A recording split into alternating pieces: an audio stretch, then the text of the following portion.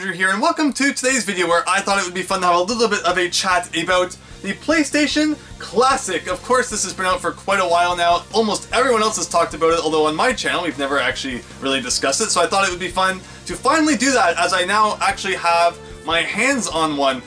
In Canada, it was released at a price point of $130, although I always told myself, I would obviously never pay full price for it, considering, obviously the reviews it was getting and what people were saying about it, but I always said that $40, if it ever dropped down to $40, because I just assumed, based on the fact that Walmart's and Best Buys and so many stores that I went to just had cabinets full of them for months. They were not going anywhere, that I knew someday it would drop quite low. It had already dropped to $80, although no one was really touching it, so it dropped now to just under $40 Canadian, so I finally decided to pick one up. If you live on like the Canada-US border, you could like jump over and grab one for 40 Canadian, which is like 30 US now, if you're really that desperate for one. But yeah, I thought it would be fun to just kind of give some of my thoughts on what is up with this thing, because it has just had such a roller coaster of a life. From like the time it was announced, people were so excited. Of course, Nintendo has set the precedent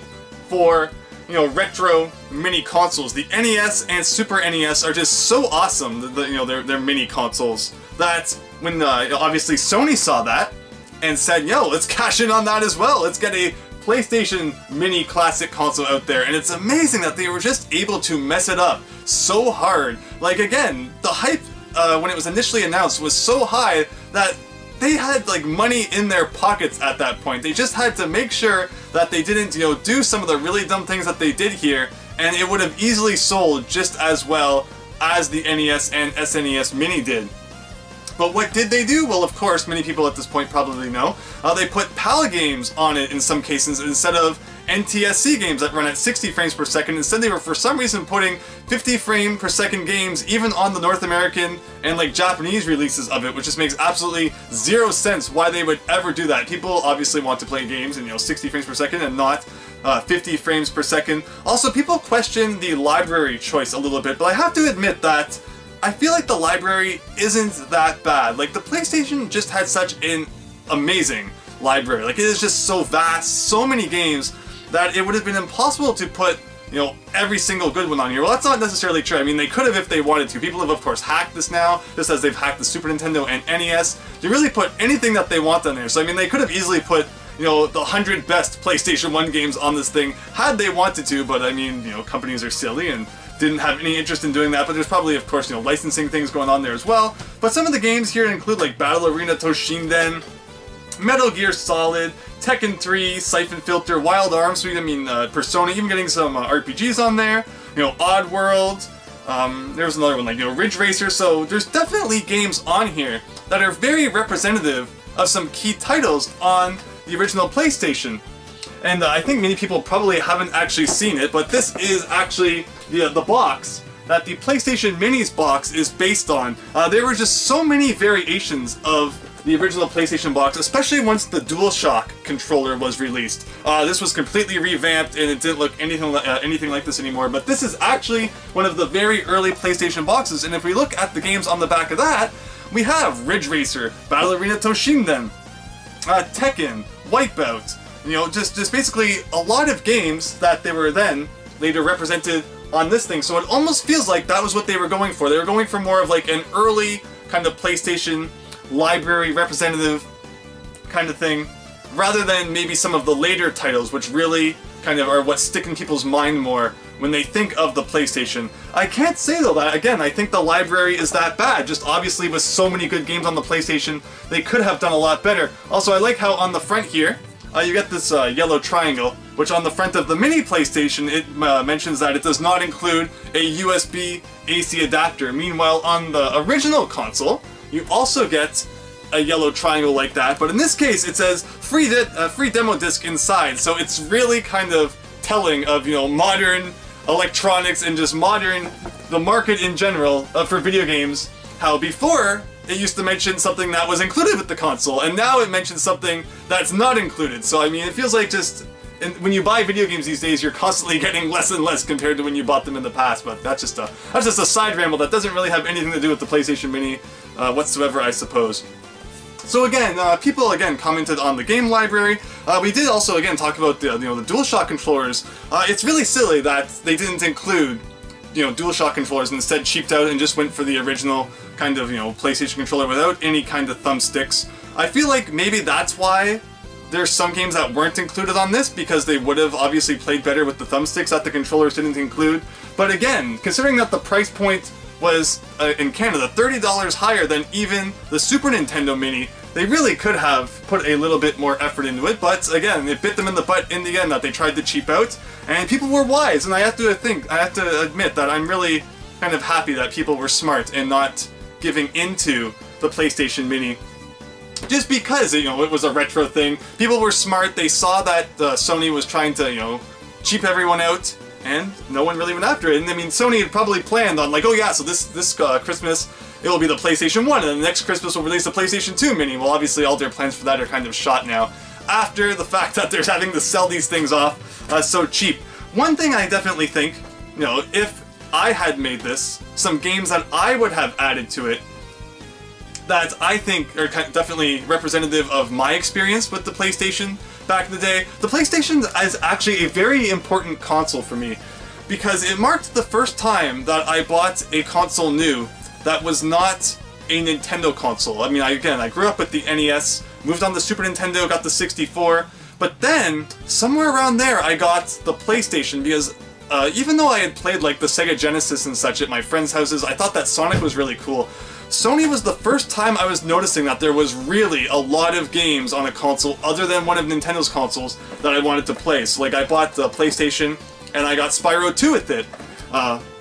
And then of course, I got all the Crash games and a whole bunch of other games that I'm about to show you right here as well. I think that's one thing that definitely disappointed people, was that, Spyro and Crash were two of the biggest things on the PlayStation, but they were completely absent from the Mini, and I bet that that is because they didn't want that to interfere with the sales of the trilogies, maybe? I don't know, but I think that if there had at least been one Spyro and one Crash game on the PlayStation Mini, people would have been a lot happier with it. But I did not include Spyro or Crash in my kind of 10 games here that I just pulled off the shelf. I didn't really even put much thought into this. The PlayStation just had so many good games that I said, I'm just going to grab 10 games, and I think that if even these 10 had been on the console, people would have looked at it in a better light. And of course, if they were, their 60 frames per second version, and not the PAL versions. Mega Man Legends 2. Or really any Mega Man game in particular.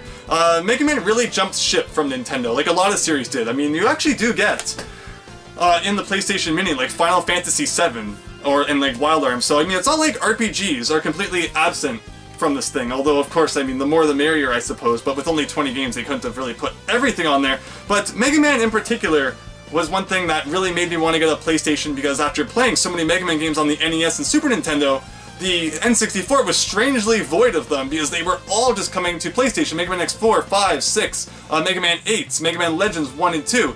So Mega Man Legends 2 is like a actually I don't know if it's multi-$100 or if it's just over $100. I haven't checked in a while. But especially after Mega Man Legends 3 was cancelled, it really started to skyrocket in price for whatever reason. But if you put a game like Mega Man Legends 1 or 2 on the PlayStation Mini, or even like any of the Mega Man games at all, that definitely would have, put the console in a better light, I think. Because even the Super Nintendo, has Mega Man X, the NES has Mega Man 2, so a Mega Man game definitely would have made a lot of sense on the PlayStation Mini. How can you have a PlayStation Mini without Ape Escape? Ape Escape is just so like, yes, PlayStation Ape Escape, PlayStation Ape Escape. You cannot think of one without the other. That is just such a key game that needed to be on the PlayStation Mini, and there's not really any reason for it. Like, I don't understand. Like, I can't imagine it would have been hard to put it on there. I don't think there's even like any really rights that they need to get, because that's another argument you can make, is that the Nintendo consoles are just so cool, and they're able to stock it with so many good games, because I mean, Nintendo, like, their first party, they own all the rights to them. So that, I guess in some cases, might have been why it was more difficult for Sony to really stock up the PlayStation Mini with so many good games. But I think even Ape Escape, like, I thought they owned the rights to that. I don't know. I'm not the rights lawyer kind of guy, but you would think Ape Escape would have been, had to have been a game that was on there. The PlayStation Mini had Rayman 1, although no one thinks about Rayman 1. No one is really super concerned about that one. But Rayman 2 is definitely like the pinnacle Rayman that everyone thinks about when they think of it, of the series. So Rayman 2 would have made a lot more sense to include on there. It's not like, they have to include all of the first ones in the series, like even on the PlayStation Mini. I mean, you get like Ridge Racer 4, or Cool Borders 2, or Tekken 3, so it's not like, you know, you can use the excuse that they didn't want to put a sequel on there and not have the first one or something like that. Rayman 2 definitely would have been a much better choice than Rayman 1, but again, it's analog controller compatible, so maybe they thought, you know, people wouldn't want to play it with a D-pad, but, you know, don't cheap out and just include the DualShock controllers with it. Tomba definitely had to have a game on the PlayStation Mini. Like, it's just such a, like, you know, what am I calling it? Defining platformer of the original PlayStation, either the first one or the second one, I believe called Tombi in Europe and such. There is no reason why one of those could not have been on the PlayStation Classic. Even a Tomb Raider game, like Tomb Raider, had like 4 games on the original PlayStation. How can you have a mini PlayStation console and not have a Tomb Raider game? Blasto, this one's kind of a joke. I mean, Blasto's a funny game. I think Blasto's kind of a cool game. That, you know, was definitely a pretty out there game on the original PlayStation, and I don't know why they wouldn't have included that on there. I think that really screamed. Blasto's such like a 90s guy, and he easily could have been like the mascot for PlayStation or something like that. You know, one of the Croc games, Croc 2, Croc 1, I think that those would have been perfect fits for the PlayStation Mini. A Bust-A-Move game. I remember, I know that Bust-A-Move was on some Nintendo consoles, but whenever I seemed to like play it with friends back in the day, I would go over to a friend's house and they would have it. They would always have it for the PlayStation. So I mean, again, it comes with 2 controllers anyway. If you would put a Bust-A-Move game on there, I think people would have had so much fun with that. Silent Hill. How can you not have a Silent Hill on there? This game was just so, you know, revolutionary. Everyone was talking about Silent Hill 1 back in the day. And finally, one of my favorite PlayStation games, Jersey Devil, is just such a cool 3D platformer that I played tons back in the day, like right up there with like Banjo-Kazooie and such. Jersey Devil is just so neat. I would love to see this game get more love at some point. So those are just, again, 10 games I just kind of took off the shelf. I didn't really put, you know, a terrible amount of thought into it. I wasn't focusing on, you know, picking a game from each genre. Like, there was no RPGs in there. Again, if you include like RPGs that could potentially be on the PlayStation Mini, they're like, I mean, all day. You could just, you know, go on all day about games that should have been on here. So, with that said, I just think that the saga of the PlayStation Classic Mini console is just so bizarre how they had it in the bag. Like, the opportunity to just cash in on the kind of path that Nintendo had paved was there, and they screwed it up so royally. But finally, for $40 Canadian, I decided to add one to my collection. And this is, you know, this is just to let all of you know out there, if you want to own a piece of PlayStation, you know, lame history, PlayStation, like a mistake that Sony actually made in regards to the PlayStation, because, you know, there's just been so much great PlayStation stuff over the years. I mean, the PS1, PS2, PS3, and even PS4 are all such great consoles that it's just really surprising to see them drop the ball so low on something like that. So I hope you enjoyed kind of my thoughts on what is going on there. It's just been such a roller coaster of a ride, you know, watching people's reactions from day one when it was announced, all the way till when it eventually came out, and now to the fact that stores are just trying to, you know, sell it off for whatever they can get. It's just amazing that a company that's so big and you would think is so smart can screw up that bad. So this has been Andrew's lesson in business. Do not create this. This is bad. Don't be a Sony.